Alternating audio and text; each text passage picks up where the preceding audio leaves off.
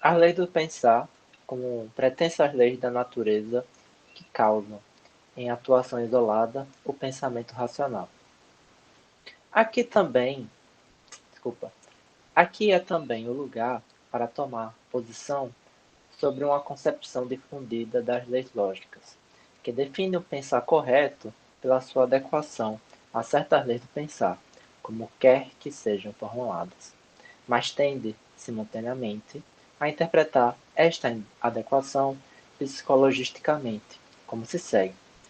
Posto que as leis do pensar valem para ela como leis da natureza, que caracterizam a especificidade do nosso pensar, então a essência da adequação que define o pensar correto deve residir na pura atuação dessas leis, sem perturbação por nenhuma outra influência psíquica, como o hábito, a inclinação ou a tradição. Uma nota da pé, número 3. Nota do autor. Conforme, por exemplo, a frase supracitada do artigo de Lipp sobre a tarefa da teoria do conhecimento, na página 67. Deixa eu só acender a luz um pouquinho aqui.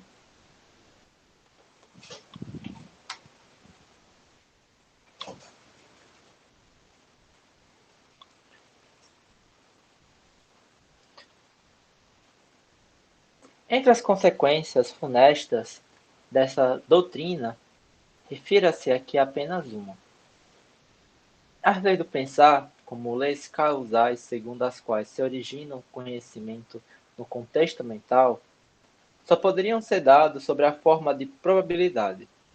Então tem nota número 4, nota número 5. Adenda de B e adenda probabilidades. Ok.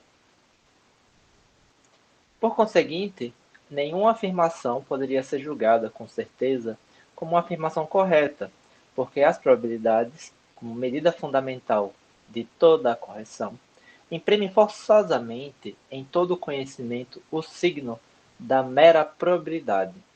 Estaríamos, assim, perante o mais extremo dos probabilismos. Mesmo a afirmação de que todo saber é meramente provável seria só provavelmente válida, e, outra vez, também esta nova afirmação, e assim por diante, ad infinitum. Posto que cada nível suscetível do grau de probabilidade degrada um tanto o nível imediatamente anterior, teríamos que recear seriamente pelo valor de todo o conhecimento. Com alguma sorte, podemos, entretanto, esperar que os graus de probabilidade dessas séries infinitas tenham sempre o caráter de séries fundamentais de Cantor e, assim, que o valor limite final para a probabilidade do conhecimento a julgar em cada caso seja um número real maior que zero. Deixa só. Nota número 6, adenda número 1, ou número real absoluto. A adenda corresponde à errata de A. A alteração corresponde à errata de A, desculpa. Evita-se, naturalmente, estes inconvenientes céticos, se admitem as leis do pensar como intelectualmente dadas. Mas como poderíamos ter intelecção de leis causais? Céticos. Nota 7, adenda de B. E ainda que se admita a inexistência dessa dificuldade, então poderíamos perguntar onde no mundo está feita a prova de que os atos corretos do pensar se originam a partir da pura ação dessas leis, ou de qualquer outras.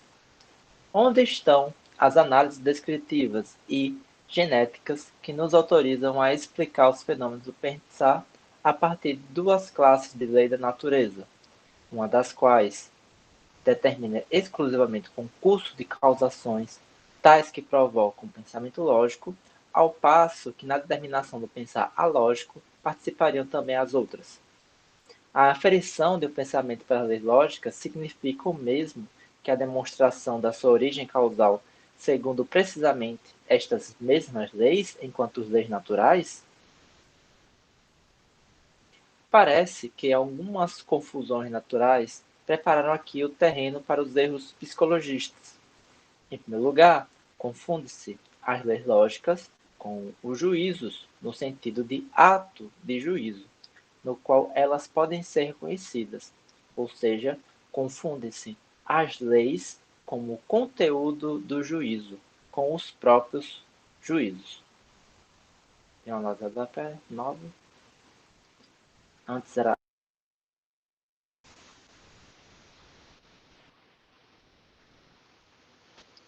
Estes são acontecimentos reais dotados de causas e efeitos. Em particular, o juízo de conteúdo legal atua na maior parte dos casos como motivos do pensar que determinam o curso das nossas vivências do pensar, do modo como é prescrito precisamente por aquele conteúdo, as leis do pensar. Em tais casos, a sequência e lance das nossas vivências do pensar é adequada ao que é, em geral, pensado no conhecimento legal orientador. Ela é caso particular concreto da lei geral. Mas, se confundir a lei com o julgar, e o conhecer da lei, o ideal, com o real, então a lei aparece como uma potência determinante no decurso do nosso pensar. E de maneira facilmente compreensível, se segue então uma segunda confusão, a saber, entre a lei como membro da causação e a lei como regra da causação. Não nos é estranho, de resto, o discurso mitológico sobre as leis da natureza como potências dominadoras dos acontecimentos naturais, como se as regras das conexões causais pudessem, com sentido, funcionar novamente como causas, e assim como membros precisamente dessas mesmas conexões. A grave confusão de coisas tão essencialmente diferentes foi, no nosso caso, obviamente favorecida pela confusão já antes estabelecida entre lei e o conhecimento da lei. As leis lógicas apareceriam já como motores impulsionadores do pensar. Pensava-se que a lei regia causalmente o decurso do pensar, logo, que seriam as leis do pensar que exprimiriam, como, segundo a natureza do nosso espírito, termos de pensar, que caracterizariam o espírito humano como o espírito pensante, em sentido pleno. Se ocasionalmente pensamos de modo diferente do que exigem estas leis, então, em sentido próprio, não pensamos de todo, não julgamos conforme exige a especificidade do nosso espírito enquanto espírito pensante, mas conforme determinam outras leis, e com efeito, novamente leis causais. E seguimos então as influências perturbadoras do hábito, da paixão e etc. Talvez essa parte se encaixasse um pouco com a leitura que estamos fazendo de Schlick sobre causalidade na física atual, justamente por conta dessas distinções entre leis e causalidade, praticamente chama de causal. É claro, também, outros motivos podem ter conduzido à mesma concepção.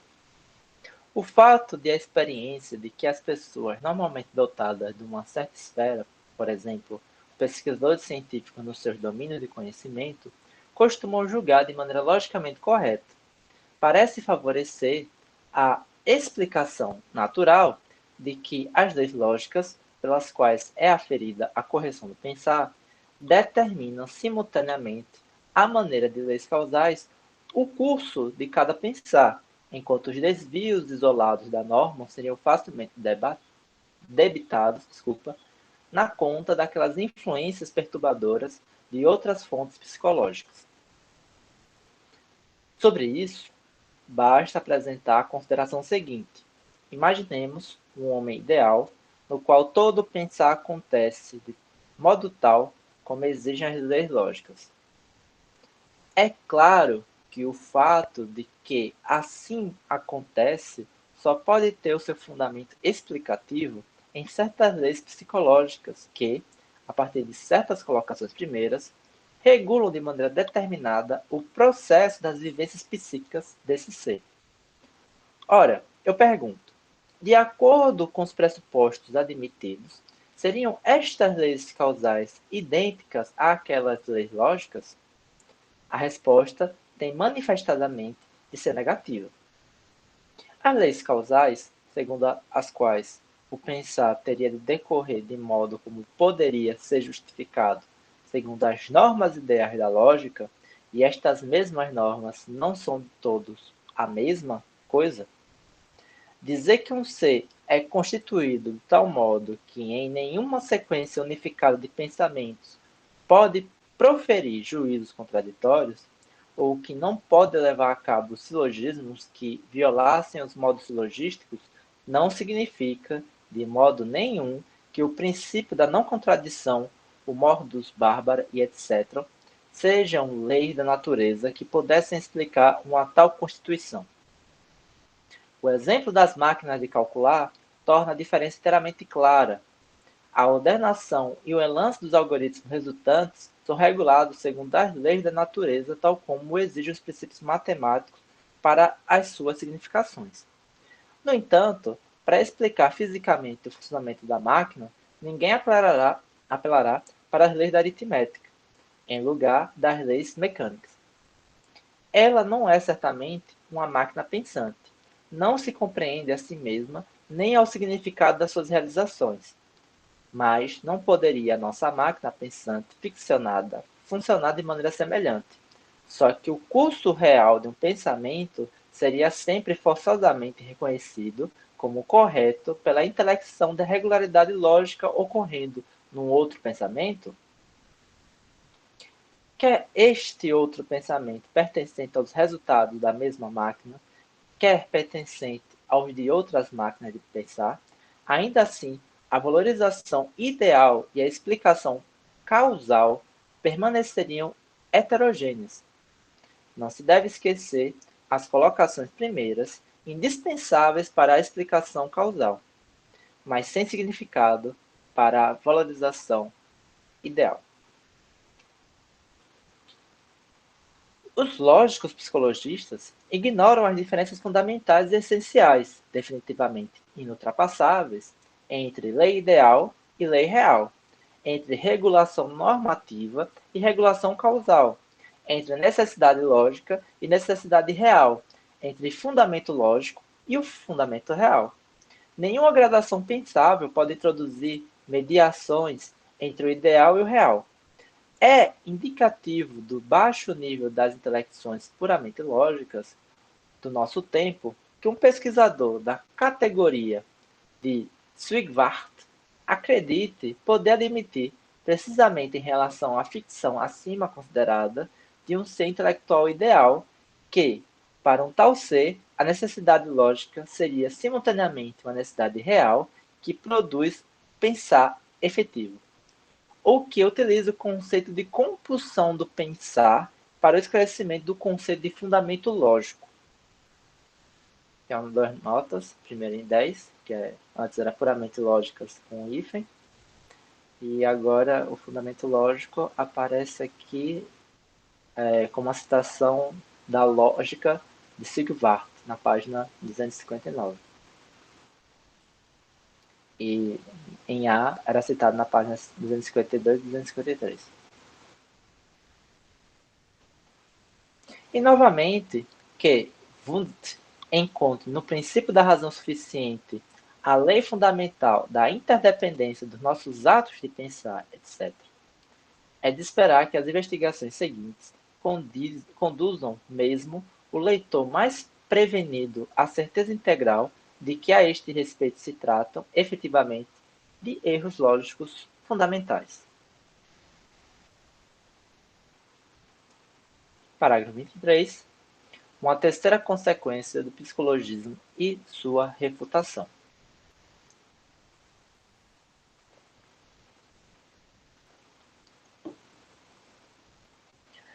Em terceiro lugar, se as leis lógicas tivessem a sua fonte de conhecimento em fatalidades psicológicas, se fosse, por exemplo, como ensinam frequentemente nossos opositores, expressões normativas de fatos psicológicos, então elas próprias teriam de ter um conteúdo psicológico e, com efeito, no duplo sentido, teriam de ser leis para o psíquico e, simultaneamente, de pressupor ou de incluir a existência do psíquico. Pode demonstrar-se que isso é falso. Nenhuma lei lógica implica uma matter of fact, ou tampouco a existência de representações ou juízos ou outros fenômenos psíquicos. Isso tem a nota 13. Nota tradutor em inglês no original. Tá bom. Nenhuma lei lógica, segundo o seu sentido genuíno, é uma lei para fatualidades da vida psíquica. E logo, também não é uma lei nem para representações, isto é, vivências do representar, nem para os juízos, vivências do julgar, e nem para outras vivências psicológicas. A maior parte dos psicologistas está demasiado submetida à influência do seu preconceito geral para pensar em verificar isso nas leis da lógica definidas existentes. Se por força de razões gerais, tais leis têm de ser psicológicas, para que serviria demonstrar, em particular, que realmente o são? Não se atende a que um psicologismo concede não se atende a que um psicologismo consequente obrigaria a interpretações das leis lógicas fundamentalmente estranhas ao seu verdadeiro sentido. Não se vê que as leis, tal como são naturalmente compreendidas, não pressupõem, nem quanto à sua fundamentação, nem quanto ao seu conteúdo, nenhum fato psicológico, ou seja, fatualidades da vida mental. E, de qualquer modo, não mais do que os fazem as leis da matemática pura. Se o psicologismo estivesse no caminho certo, só poderíamos esperar, em todas as leis dos silogismos, regras da seguinte espécie: de acordo com a experiência, uma conclusão da forma S, dotada do caráter de consequência apodítica necessária, dadas as circunstâncias U, liga-se à premissa da forma P. Assim, para julgar corretamente, ou seja, para, ao julgar, se obterem juízos com esse caráter especial, tem de se proceder da maneira apropriada e de cuidar da realização das circunstâncias U e das premissas adequadas. As fatualidades psíquicas aparecem aqui como o regulado, e a existência de tal fatualidade seriam, então, simultaneamente pressuposta na fundamentação das regras e incluída no seu conteúdo. Mas nenhuma única lei do silogismo corresponde a este modelo. Que diz, por exemplo, o modus barbara? De fato, nada mais do que isto.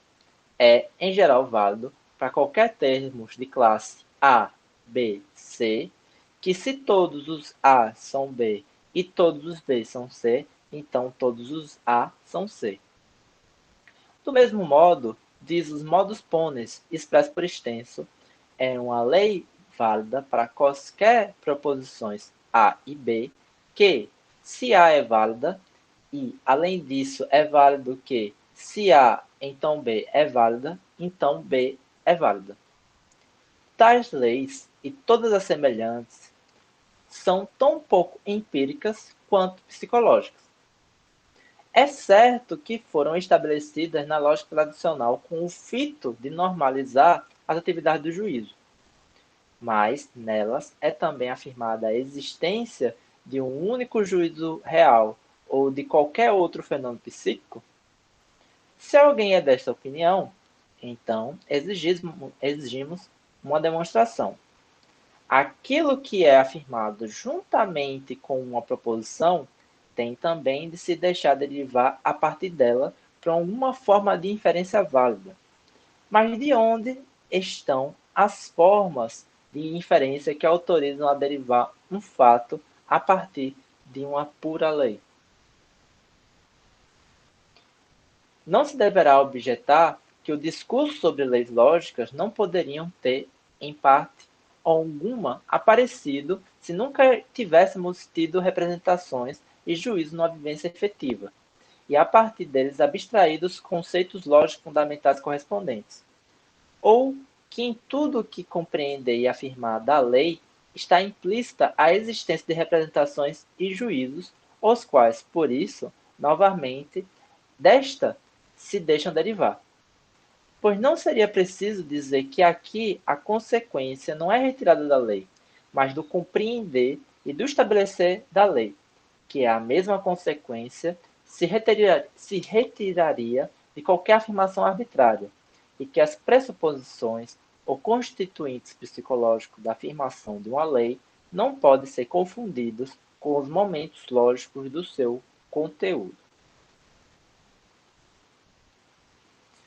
As leis empíricas têm, o ipso, um conteúdo fático, enquanto leis inautênticas afirmam somente, dito de maneira crua, que, de acordo com a experiência, determinadas coexistências ou sucessões costumam, sob certas circunstâncias, ocorrer, ou que, consoante as circunstâncias, são de esperar com maior ou menor probabilidade.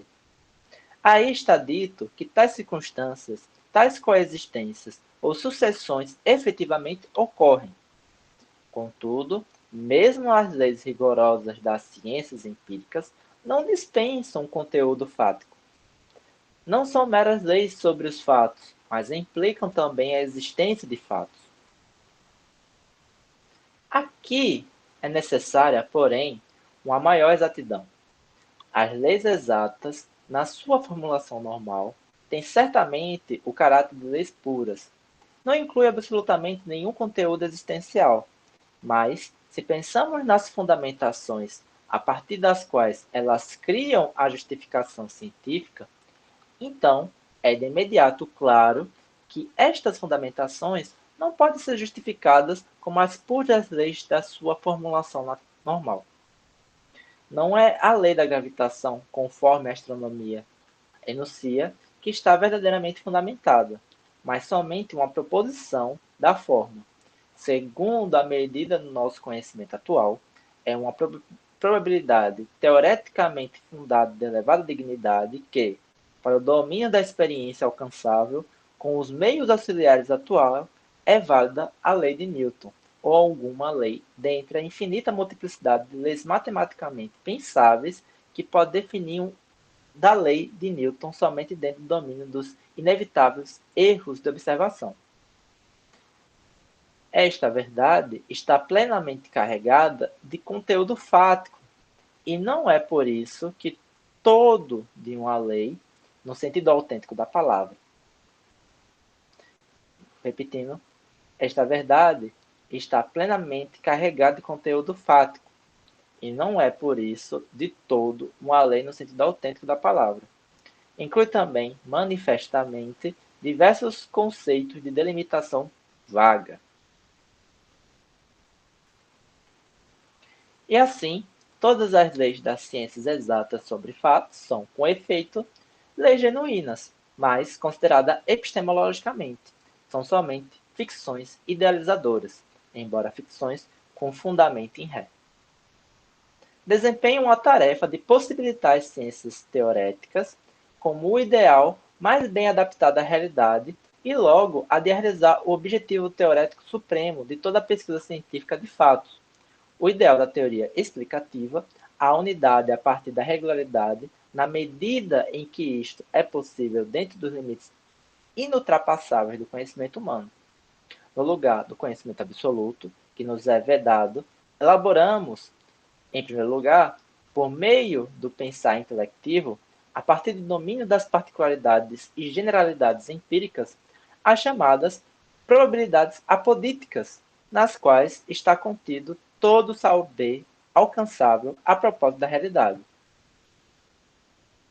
Reduzimos, então, estas probabilidades apodíticas a determinados pensamentos exatos com o genuíno caráter de lei, e logramos, então, a construção de sistemas formalmente completos de teorias explicativas.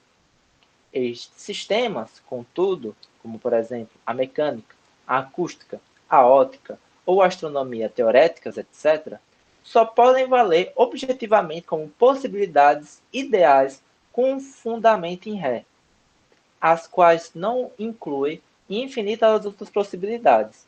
mas antes as inclui dentro de determinados limites. Mas isto não nos importa aqui mais além, e ainda menos a discussões das funções prático-cognitivas, dessas teorias ideais, a saber, os seus resultados na previsão com êxito dos fatos futuros e na reconstrução dos fatos passados, bem como as suas realizações técnicas com vista ao domínio prático da natureza. Retornamos, por isso, ao nosso caso. Se a autêntica regularidade, conforme se acabou de mostrar, é um mero ideal no domínio do conhecimento dos fatos, então ela encontra-se realizada no domínio do conhecimento puramente conceitual. As nossas leis puramente lógicas pertencem a este domínio, bem como as leis da matesis pura. Não tem sua origem, ou melhor dito, a sua fundamentação justificadora na indução. Assim, não carregam tão pouco consigo o conteúdo existencial que adere a todas as probabilidades enquanto tal, mesmo a mais elevada e valiosa. O que elas dizem vale total e completamente. Desculpa. O que elas dizem vale total e completamente. Elas mesmas estão em si na sua exatidão absoluta, intelectivamente fundadas, e não, em seu lugar, certas afirmações de probabilidades com componentes manifestadamente vagos. Nenhuma lei aparece como uma possibilidade teorética entre inúmeras outras de uma esfera determinada, embora objetivamente delimitada. É a verdade única que exclui qualquer outra possibilidade e, como regularidade intelectivamente reconhecida, se mantém pura de todos os fatos, tanto no seu conteúdo quanto na sua fundamentação. Vê-se, a partir dessas considerações, quão intimamente conexas estão as duas metades das consequências psicologistas, a saber, que as leis da lógica não só envolvem afirmações sobre factualidades psíquicas, mas que teriam também de ser leis para tais factualidades. Começamos por refutar a primeira metade. A refutação da segunda parece estar igualmente decidida, segundo o seguinte argumento.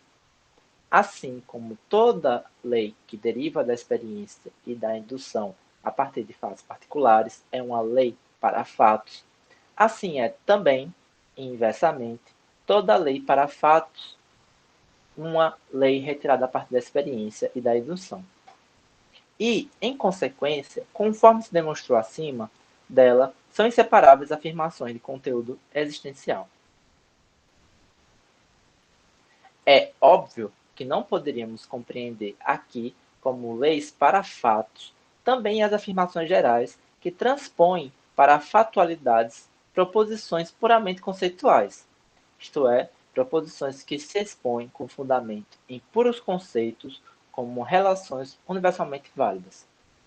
Se 3 maior que 2, então também 3 livros naquela mesa são mais do que 2 livros naquela estante. E assim, em geral, para quaisquer coisas.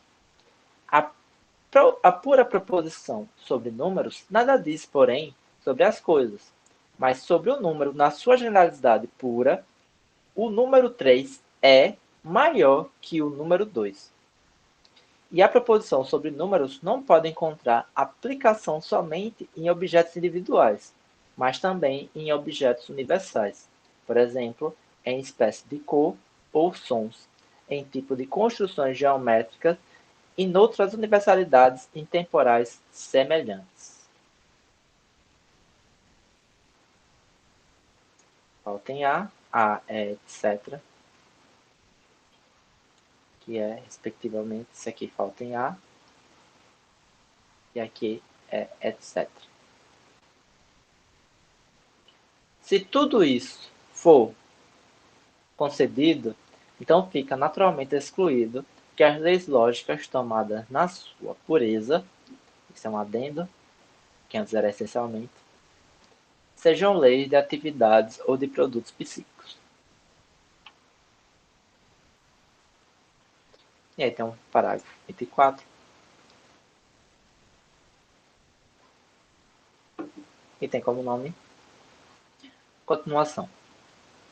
Alguns tentarão talvez escapar às nossas consequências, objetando: nem todas as leis para fatos se originam a partir da experiência e da indução. Talvez se tenha aqui de diferenciar: todo conhecimento legal assenta na experiência, mas nem todo dela provém. A maneira da indução, logo, daquele bem conhecido processo lógico que conduz de fatos singulares ou generalidades empíricas de grau inferior até as generalidades legais. Assim, em particular, as leis lógicas são conformes à experiência, embora não indutíveis. Na experiência psicológica, abstraímos dos conceitos lógicos fundamentais e das relações puramente conceituais com eles dadas. Reconhecemos de um só golpe, como universalmente válido, aquilo que encontramos no caso particular, porque tem um fundamento apenas nos conteúdos abstraídos. Assim, a experiência proporciona-nos uma consciência imediata da regularidade do nosso espírito. E assim como não necessitamos aqui da indução, tampouco está aqui o conteúdo carregado com suas incompletudes. Não tem o caráter da mera probabilidade, mas o da certeza política. Não é de delimitação vaga, mas rigorosa. E não inclui também, de maneira nenhuma, afirmações de conteúdo existencial.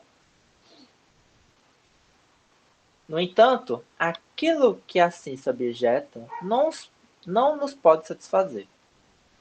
Ninguém duvidará de que o conhecimento das leis lógicas como ato psíquico pressupõe a experiência particular de que esse conhecimento tem seus fundamentos na intuição concreta. Mas não se confunda pressupostos psicológicos e base do conhecimento legal com pressupostos, razões ou premissas lógicas da lei. E, de acordo com isso, também não se confundam a dependência psicológica, por exemplo, quanto à sua origem, com a fundamentação e justificação lógicas. Estas seguem, intelectivamente, a relação objetiva de fundamento e consequência, ao passo que os primeiros se referem às conexões psíquicas, na coexistência e sucessão. Ninguém pode honestamente afirmar que os casos concretos que estão, por assim dizer, diante de nossos olhos, com fundamento nos quais se produz a intelecção da lei, têm a função de fundamento ou de premissas, como se a partir da existência do particular se seguisse a conclusão da universalidade da lei. A apreensão intuitiva da lei pode, psicologicamente, requerer dois passos: o visar das particularidades da intuição e da intelecção legal a ela referida. Logicamente, porém, há um só. O conteúdo da intelecção não é consequência do particular. Todo conhecimento começa com a experiência, mas não deriva, por isso, da experiência.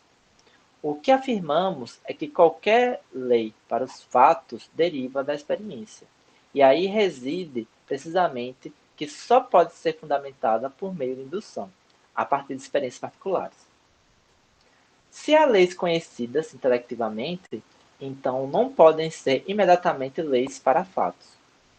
Sempre que alguma vez até aqui se admitiu clareza intelectiva em relação às leis para os fatos, aí se revelou, ou que se mostrava genuinamente leis de fato, isto é, leis de coexistência e sucessão, com leis ideais, aos quais é estranha a referência ao que é temporalmente determinado. Então, a notinha aqui. Não quero considerar categoricamente como absurdo que uma lei para fatos sejam reconhecidas intelectivamente de modo imediato, mas nego que isso alguma vez aconteça. Sempre que alguma vez até aqui isso for admitido. Desculpa. Não quero considerar categoricamente como absurdo que uma lei para fatos seja reconhecida intelectivamente de modo imediato, mas nego que isso alguma vez aconteça. Sempre que alguma vez, até aqui isso foi admitido. Ok, voltando. Ou que se confunda o ímpeto vivo da convicção, que a bem familiar generalidade empírica traz consigo, com a clareza intelectiva que só no domínio do puramente conceitual vivenciamos. Se um argumento dessa espécie não pode atuar decisivamente, é, em todo caso, capaz de aumentar a força de outros argumentos. Acrescente-se aqui ainda um destes. Dificilmente alguém contestará que todas as leis puramente lógicas têm um só e mesmo caráter, se de algumas pudermos mostrar que é impossível apreendê-las como leis sobre fatos, ou então o mesmo será válido para todas elas. Então, a nota 18, que a sua apreensão como leis sobre fatos seja impossível, na versão A.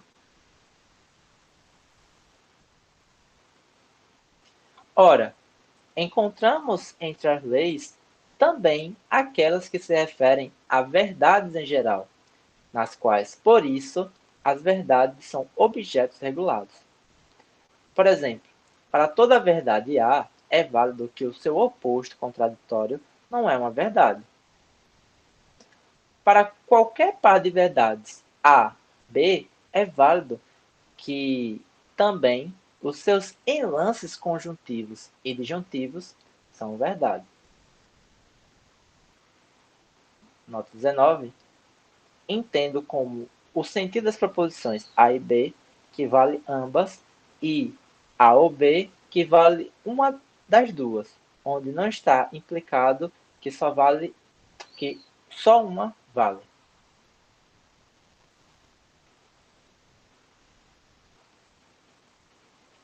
Se três verdades A, B e C estão numa relação tal que A é fundamento de B e B é fundamento de C, então também A é fundamento de C, etc. É todavia absurdo designar leis que valem para as verdades enquanto tais como leis para fatos. Nenhuma verdade é um fato, isto é, algo de temporalmente determinado. Uma verdade pode, é certo, ter o significado de que uma coisa é, de que um estado existe, que uma alteração tem lugar ou outro semelhante. Mas a própria verdade eleva-se acima de toda temporalidade. Isto é, não tem qualquer sentido atribuir-lhe ser temporal, geração ou corrupção. Anuncia-se, de maneira mais clara, o absurdo para as próprias leis da verdade. Como leis reais, seriam regras da coexistência e sucessão de fatos, em especial de verdades, e, como verdades, teriam elas próprias de pertencer a estes fatos que regulam. Então, uma lei prescreveria a certos fatos, denominados verdades. O vir a ser e o perecer e o entre estes fatos deveriam então encontrar-se como um entre outros a própria lei. A lei se geraria e corromperia segundo a lei, o manifesto contrassenso. E o mesmo se diria se quiséssemos interpretar a lei da verdade como lei de coexistência, como um particular temporal e, no entanto, como regra universal normativa para todo e qualquer ente temporal. Tais absurdos são inevitáveis se não se observa ou não se compreende, no seu sentido correto, a diferença fundamental entre objetos ideais e reais, e, correspondentemente, a diferença entre leis ideais e reais. Veremos sempre novamente que esta diferença é decisiva para as controvérsias entre lógica psicologistas e lógica pura. Tem uma nota em 20. nota do autor, conforme acerca disso as disposições sistemáticas do capítulo 7º sobre o contrassenso cético-relativista de toda a concepção que torna as leis lógicas dependentes de fatos. E aqui a gente começa um novo capítulo. Capítulo 5. As interpretações psicologistas dos princípios lógicos. Deixa eu tomar um gole de café.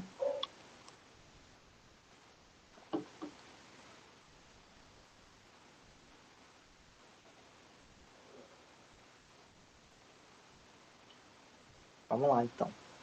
O princípio da não contradição na interpretação psicologista de Mill e Spencer. Deixa eu só ver a nota de rodapé. No sumário de A está psicológica. Entendi. Observamos acima que uma concepção consequente das leis lógicas, como leis acerca de fatos psíquicos, não podia deixar de conduzir a erros essenciais. Mas assim como em todos os outros pontos, também neste, a lógica dominante recuou, regra geral, perante as consequências. Eu quase diria que o psicologismo vive só da inconsequência, que quem pensa consequentemente até o fim já o abandonou. Se o empirismo extremo não oferecesse um exemplo notável de como os preconceitos enraizados podem ser mais fortes do que os mais claros testemunhos da intelecção. Como uma coerência imperturbável, o empirismo extremo retira as mais pesadas consequências, tão só para admitir e compor numa teoria certamente contraditória.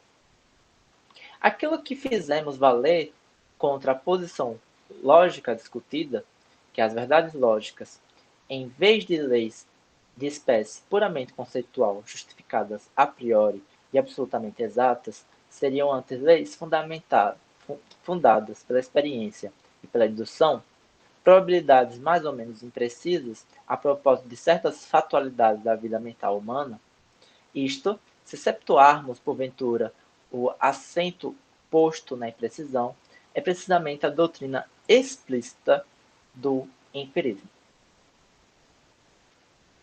Não poderá ser a nossa tarefa submeter a uma crítica exaustiva esta corrente gnoseológica.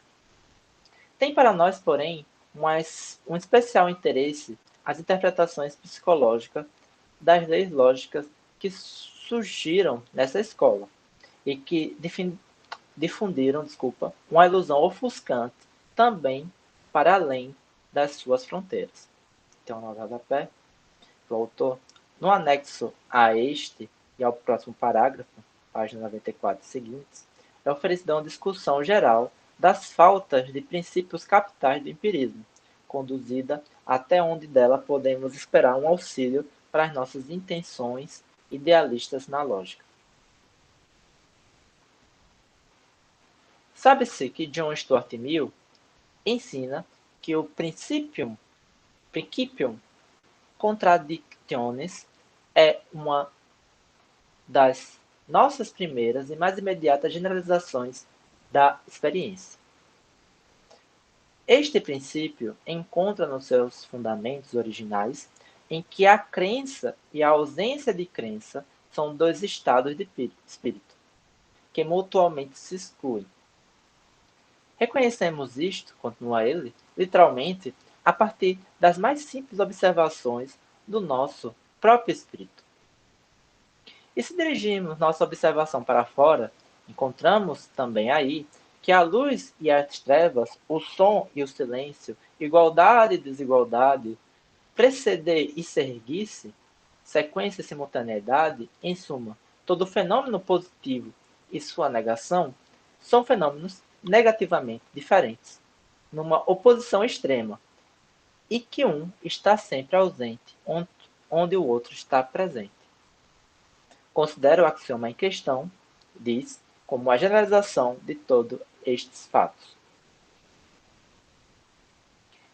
Quando se trata dos fundamentos principais dos seus preconceitos empiristas, o de resto, tão penetrante, Mill, é como que abandonado por todos os deuses. Uma única coisa é aqui difícil de perceber. Como pôde uma tal doutrina persuadir alguém? Salta à vista, em primeiro lugar, a incorreção óbvia da afirmação de que o princípio de que duas proposições contraditórias não são verdadeiras simultaneamente e, nesse sentido, se excluem, seja uma generalização dos fatos apresentados, de que a luz e a trevas, o sonho, o silêncio, etc., se excluem, os quais são, no entanto, tudo menos proposições contraditórias. Não se compreende absolutamente, como Mill pretende estabelecer, a conexão desses alegados fatos da experiência com a lei lógica. Isso aqui foi uma adenda de B. Espera-se, em vão, por algum esclarecimento nas afirmações paralelas de Mill na sua polêmica contra Hamilton. Aí cita abonatoriamente a lei absolutamente constante que Spencer, imbuída do mesmo espírito de Mill, pôs na base do princípio lógico, a saber,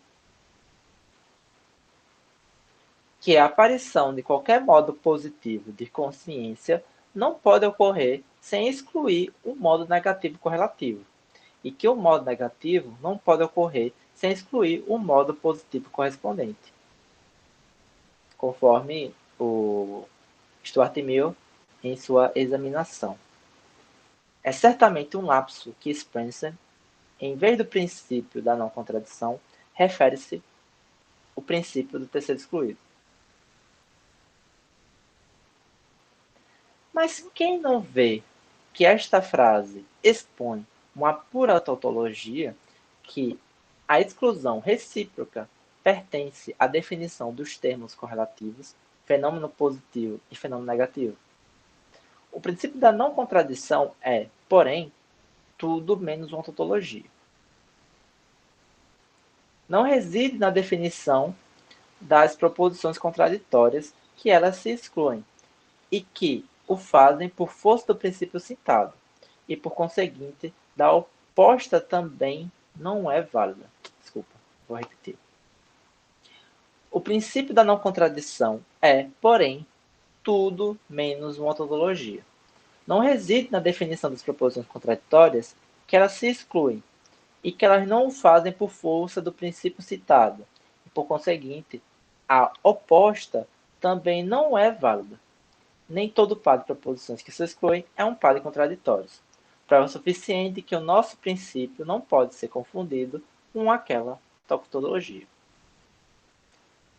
E tampouco Mill o quis entender como uma tautologia, uma vez que, segundo ele, deve ressaltar, em primeiro lugar, da indução a partir da experiência.